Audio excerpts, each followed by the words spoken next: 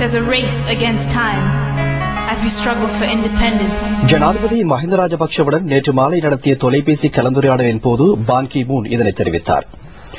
ஐக்கிய நாடுகள் மனித உரிமைகள் தொடர்பான ஆணையாளர் நாயகம் அண்மையில் தெரிவித்த கூற்று குறித்து தாம் கவலை கொண்டுள்ளதாக ஜனாதிபதி இந்த தொலைபேசி கலந்துரையாடலின் போது தெரிவித்தார். இவ்வாறான கருத்தை வெளியிடுவதற்கு முன்னர் உண்மை நிலையை அறிந்து கொண்டிருக்க வேண்டும் என்று ஐக்கிய நாடுகள் செயலாளர் நாயகத்திடம் ஜனாதிபதி தெரிவித்தார். பயங்கரவாதிகளின் பிடியிலிருந்து தப்பிவரும் மக்களுக்கு அரசாங்கம் வழங்கும் நிவாரணங்கள் பற்றி இந்த கலந்துரையாடலின் போது விளக்கி கூறப்பட்டது. எல்டிடி இயக்கம் பொதுமக்கள் வருவதை தடுத்து அவர்களை தொடர்ந்தும் துன்புறுத்தி வருகிறது. பொதுமக்கள் தங்கியுள்ள பிரதேசங்களில் பயங்கரவாதிகள் பதுங்கு குழிகளை நிர்மாணித்து வருவதாகவும் தகவல்கள் கிடைத்துள்ளன. எல்டிடி இயக்கம் எத்தகைய அச்சுறுத்தல் விடுத்தாலும் அரச கட்டுப்பாட்டு பகுதிக்கு வந்து சேரும் மக்களின் எண்ணிக்கை படிப்படியாக அதிகரித்து வருவதாக ஜனாதிபதி சுட்டிக்காட்டினார். வடக்கு மனிதாபிமான நடவடிக்கைகளின் போது பொதுமக்களுக்கு பாதிப்பு ஏற்படாத வகையில் செயற்படுமாறு பாதுகாப்பு படையினருக்கு பணிப்புரைகள் விடுக்கப்பட்டுள்ளன.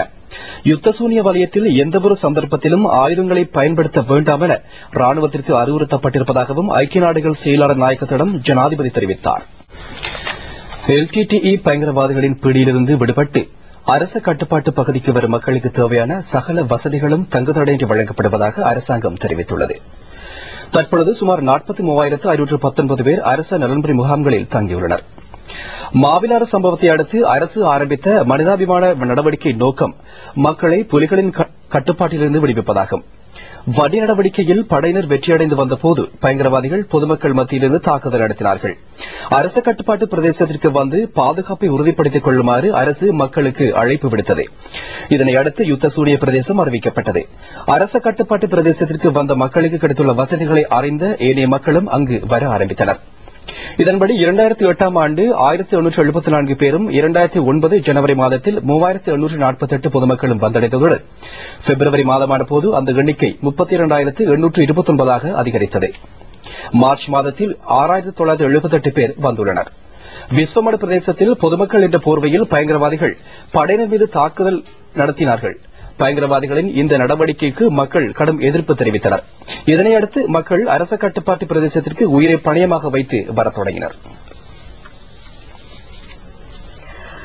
வன்னியில் புலி தலைமையின் பயங்கரவாத பிடியில் இருந்து தப்பி வந்து வவுனியாவில் பொதுமக்கள் தங்கியிருக்கும் நலன்புரி நிலையங்களுக்கான விஜயத்தை தொடர்ந்து மேற்கொண்டு வரும் அமைச்சர் டக்ளஸ் தேவானந்தா வவுனியா நெலும்குளம் கலைமகள் வித்யாலய நலன்புரி நிலையத்திற்கு நேற்று விஜயம் செய்தார். அங்கு தங்கியுள்ள மக்கள் மத்தியில் அவர் கருத்து வெளியிடுகையில் யுத்தம் என்பது எவ்வளவு கஷ்டமானது என்பதையும் அதனால் ஏற்படும் இடம்பெயர்வுகள் அதைவிட கஷ்டமானவை என்பதையும் தாம் உணர்ந்து கொண்டுள்ளதாக தெரிவித்தார். நேற்று முன்தினம் செட்டிக்குளம் கதிர்காமர் நிவாரண கிராம நலன்புரி நிலையம் மற்றும் பம்பைமடு நலன்புரி நிலையம் என்பனவற்றுக்கும் அவர் சென்றிருந்தார். உயர் அதிகாரிகளையும் பாதுகாப்பு தரப்பினரையும் கொண்ட மாநாடொன்றை கூட்டி பல்வேறு விடயங்கள் தொடர்பாக ஆராய்ந்து பல பிரச்சினைகளுக்கு சாதகமான தீர்வுகளையும் அவர் வழங்கியுள்ளார். அமைச்சர் தேவானந்தா கருத்து வெளியிடுகையில் ஜனாதிபதியின் ஏற்பாட்டிற்கு ஏற்ற வகையில் உயிர் வாழக்கூடிய உத்தரவாதம் வழங்கப்பட்டிருப்பதையிட்டு மக்கள் அனைவரும் மகிழ்ச்சியடைய வேண்டும் என்றும் அங்கு குறிப்பிட்டார்.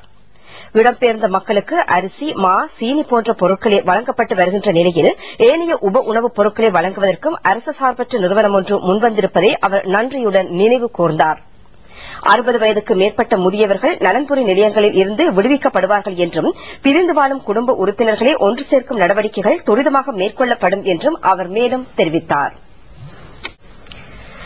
விடுவிக்கப்படாத பிரதேசங்களில் வாழும் மக்கள் பயங்கரவாதிகளுடன் அச்சமில்லாமல் சர்ச்சைகளில் ஈடுபடுவதாக ராணுவ ஊடக பேச்சாளர் உதய நாணயக்கார தெரிவித்துள்ளார். அண்மை நாட்களாக அந்த பகுதிகளில் இடம்பெறும் சில சம்பவங்கள் இதனை உறுதிப்படுத்தி இருப்பதாகவும் இன்று கொழும்பில் நடைபெற்ற செய்தியாளர் மாநாட்டில் அவர் தெரிவித்தார். ඒ අවස්ථාවේදී ඒ ප්‍රදේශයේ සිටින සාමාන්‍ය ජනතාව එල්ටීටී ත්‍රස්තවාදීන්ගේ වෑන් රථ 4ක් සහ යතුරු පැදි 2ක් ගින් තැබීමට ලක් කරලා තිනවා. ඔවුන් කුපිත වෙච්ච ඒ ප්‍රදේශයේ ජනතාව. ඊට පස්සෙ ඊයේ දිනේ பயங்கரவாதிகளின் அழுத்தங்களை கூட பொருட்படுத்தாமல் பொதுமக்கள் நாளாந்தம் அரச கட்டுப்பாட்டு பகுதிக்கு வந்த வண்ணம் உள்ளனர். நேற்று 31 படகுகளில் வந்த மக்கள் மீது தாக்குதல் நடத்த எல்டிடிஇயினர் மேற்கொண்ட முயற்சி முறியடிக்கப்பட்டதாகவும் இந்த செய்தியாளர் மாநாட்டில் கலந்து கொண்ட கடற்படை ஊடக பேச்சாளர் கேப்டன் விகேவி தசாநாயக்க தெரிவித்தார். கடற்படையினர் புலிகளின் படகுகளை தாக்கி மக்களை காப்பாற்றியதாக அவர் தெரிவித்துள்ளார். இந்த படகுகளில் 555 பேர் வந்திருந்தனர். ராணுவத்தின் 55வது படைப்பிரிவினர் முல்லைத்தீவில் பொதுமக்கள் தங்கியிருக்கும் பிரதேசத்தை நெருங்கியுள்ளனர். இந்த நடவடிக்கையின் போது பயங்கரவாதிகளின் தடுப்புச் சுவர் ஒன்றையும் படையினர் நேற்று கைப்பற்றியுள்ளனர். எமது நிருபர் அமல் சமந்த இது சம்பந்தமான தகவல்களை வழங்குகிறார். கடல் பாவியை கடந்து கடலோரமாக புதுமாத்தளன் யுத்த சூனிய பிரதேசத்தை நோக்கி படையினர் தற்போது முன்னகர்ந்துள்ளனர். அவர்கள் பயங்கரவாதிகளின் தடுப்புச் சுவர் ஒன்றையும் கைப்பற்றியுள்ளனர். ராணுவத்தினரின் வரவை தடுத்து நிறுத்தும் நோக்குடன் இந்த தடுப்புச் சுவர் அமைக்கப்பட்டுள்ளது. தரைப்படையினரின் கனரக வாகனங்கள் முன் செல்வதை தடுக்கும் நோக்குடன் இந்த அகழிகளும் தடுப்பு சுவர்களும் நிர்மாணிக்கப்பட்டுள்ளன. இதற்கு முன்னர் முகமாலை, வெற்றிலைக்கேணி, சாலை போன்ற பகுதிகளிலும் இவ்வாறான தடுப்புச் சுவர்கள் நிர்மாணிக்கப்பட்டிருந்தன.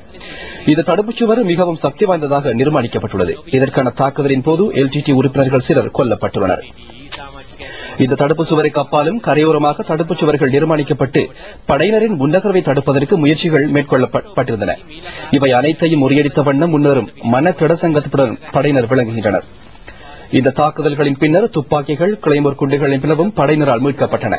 55வது படைப்பிரிவினர் பிரிகேடியர் பிரசன்னடி சில்வாவின் தலைமையில் செயற்பட்டு வருகின்றனர். இவர்கள் யுத்த சூனிய பிரதேசத்தையும் நெருங்கியுள்ளனர். பொதுமக்களுக்கு ராணுவ கட்டுப்பாட்டு பிரதேசங்களுக்கு வர வழியமைத்துக் கொடுப்பதும் இதன் நோக்கமாகும். இவ்வாறான தடுப்புச் சுவர்களை கடந்து படையினர் முன்னேறி வந்துள்ளனர். இந்த இடத்திலிருந்து 400 மீட்டருக்கு அப்பால் மற்றொரு தடுப்புச் சுவர் உள்ளது. விமானப்படையினரின் உதவியுடன் இது சம்பந்தமான தகவல்களை தரைப்படையினர் பெற்று வருகின்றனர். 55 සේනාංකාධිපති බ්‍රිගේඩියර් ප්‍රසන්න ද සිල්වා පවසන්නේ පාබල බලෑනි යුද මුක්ත කලාපයට ආසන්න වන විට கல்முனை தொகுதியை எதிர்நோக்கியுள்ள பிரச்சினைகள் சம்பந்தமாக கலந்துரையாடும் ஒன்று கூடல் நிகழ்ச்சி ஜும்மா பெரிய பள்ளிவாசலில் அமைந்துள்ள நிர்வாக அலுவலகத்தில் நடைபெற்றது. பள்ளிவாசல் பிரதம பரிபாலன தலைவர் டாக்டர் ஏ அசீஸ் தலைமையில் நடைபெற்ற இந்த நிகழ்ச்சியில் தேசிய காங்கிரஸ் தலைவரும் நீர்வளங்கள் வடிகாலமைப்பு அமைச்சருமான ALM அத்தாவுல்லா பிரதம அதிதியாக கலந்து கொண்டார். அங்கு சமூகம் அளித்திருந்த பிரமுகர்கள் கல்முனை பிரதேசம் இன்று எதிர்நோக்கியுள்ள பல பிரச்சினைகள் பற்றி எடுத்துக் கூறினார்கள். அதற்கு தீர்வு காணும் வழிவகைகளும் அங்கு ஆராயப்பட்டன.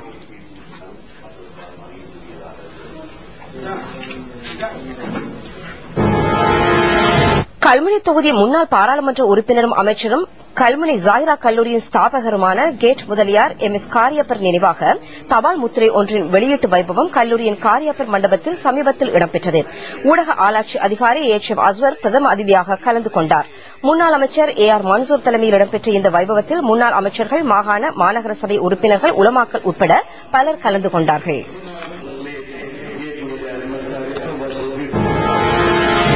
யுத்தத்தினாலும் வெள்ளத்தினாலும் பாதிக்கப்பட்டுள்ள அக்கரப்பற்று ஜும்மா பள்ளிவாசலுக்கான புனரமைப்பு பணிகள் அமைச்சர் ALM அத்தாவுல்லா தலைமையில் அண்மையில் ஆரம்பித்து வைக்கப்பட்டுள்ளன.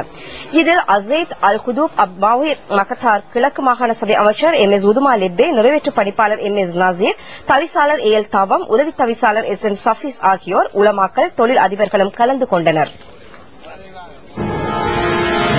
பதுளை மாவட்ட பெருந்தோட்டத்துறை மகளிர் தின விழா சுகாதார பிரதி அமைச்சர் வடிவேல் சுரேஷின் தலைமையில் அண்மையில் நடைபெற்றது. பண்டாரவளி நகரசபை மண்டபத்தில் நடைபெற்ற இந்த நிகழ்வில் பெருந்தொகையானோர் கலந்து கொண்டனர். ஊர்வலம் ஒன்றும் இடம்பெற்றதுடன் கலாசார நிகழ்வுகளும் இடம்பெற்றன.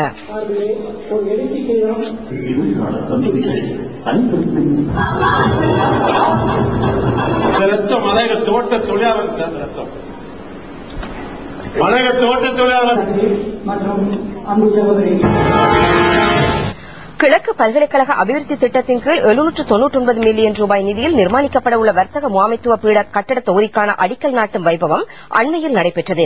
பீடாதிபதி ஆண்டனி ஆண்ட்ரூ தலைமையில் நடைபெற்ற இந்த வைபவத்தில் துணைவேந்தர் கலாநிதி M பத்மநாதன் பிரதம அதிதியாக கலந்து கொண்டார். பல்கலைக்கழகத்தின் அபிவிருத்திக்கென அரசாங்கம் இவ்வாண்டு முதல் கட்டமாக ஒதுக்கியுள்ள நிதியில் 24 மில்லியன் ரூபாய் இந்த பீட கட்டட தொகுதியின் ஆரம்ப பணிகளுக்கு செலவிடப்பட்டுள்ளது. தேச நிர்மாண புனரமைப்பு அமைச்சர் V முரளிதரனின் ஏற்பாட்டில் மட்டக்களப்பு மாவட்டத்தில் டெங்கு காய்ச்சல் ஒழிப்பு நடவடிக்கைகள் ஆரம்பிக்கப்பட்டுள்ளன. அமைச்சரின் பட்டிருப்பு தொகுதி ஆலோசகர் வீரா ருத்ரகுமார் தலைமையில் களுவாஞ்சிக்குடி பகுதியில் இந்த நடவடிக்கைகள் முதலில் ஆரம்பிக்கப்பட்டன. நுழம்புகள் பெருகும் இடங்களில் மெலட்டியோன் விசிறப்பட்டது. சகல இடங்களும் துப்புரவு செய்யப்பட்டன. இதில் பொதுமக்களும் மாணவர்களும் அதிக எண்ணிக்கையில் கலந்து கொண்டனர். சுனாமியால் பாதிக்கப்பட்ட மக்களுக்கு திருகோணமலை மாவட்ட நெட்வொர்க் பணிமனையினால் வெல்டிங், தச்சு தொழில், வீட்டு மின்கம்பி அமைப்பு, குளிரூட்டி திருத்துதல் போன்ற பயிற்சியினர்கள் தற்சமயம் வழங்கப்படுகின்றன. பாதிக்கப்பட்ட கிராமங்களைச் சேர்ந்த தலா 25 இளைஞர்களுக்கு இந்த பயிற்சியினர்கள் 21 நாள் வதிவிட பயிற்சியினராக சமகாலத்தில் இடம்பெற்று வருகின்றன. இதற்கான செலவு 20 லட்சம் ரூபாய். இத்தகைய பயிற்சியினர்கள் மட்டக்களப்பு, அம்பாறை மாவட்டங்களிலும் நடைபெற்று வருகின்றன. அக்கரைப்பற்று பிரதேச சபை அங்கு சேரும் குப்பைகளை பயன்படுத்தி சேதன பசலை தயாரிக்கும் திட்டம் ஒன்றை IUCN அமைப்பின் அனுசரணையுடன் நடைமுறைப்படுத்தப்பட இருக்கின்றது. இதற்கான கட்டிடத்திற்குரிய அடிக்கல் நாட்டும் வைபவம் அக்கரைப்பற்று ஆலிம் நகரில் சமீபத்தில் நடைபெற்றது. நிர்மாணப் பணிகள் துரிதமாக இடம்பெற்று வருகின்றன. கிழக்கு மாகாண உள்ளூராட்சி திணைக்களத்தின் வழிகாட்டலில் செயற்படுத்தப்பட உள்ள இந்த திட்டத்திற்கு சீடா நிறுவனம் நிதியுதவியை வழங்கியுள்ளது.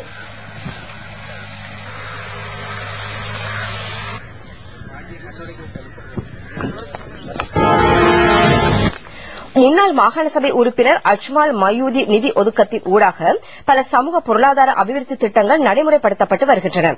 இதற்கமைய ஹவுங்கல்ல கல்லூரிக்கான மதில் நிர்மாணிக்கப்பட்டுள்ளதுடன் போர்ட்பிட்டிய தோட்ட மக்களுக்காக நலன்புரி சேவைகளும் இடம்பெற்றுள்ளன. மீட்பே பிரதேசத்தைச் சேர்ந்த மக்களின் மேம்பாட்டிற்கான பல நடவடிக்கைகளும் மேற்கொள்ளப்பட உள்ளன.